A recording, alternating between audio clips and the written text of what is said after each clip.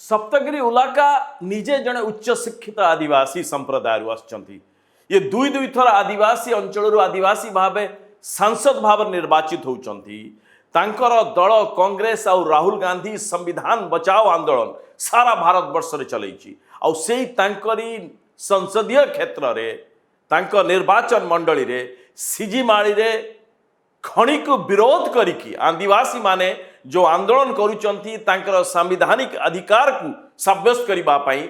सेथिरे किंतु तांकर संसद कर देखा नहीं ये मोहन माझी सरकार को आशा करा जाउथला जे आदिवासी मानकर अधिकार सुरक्षित रहिबो किंतु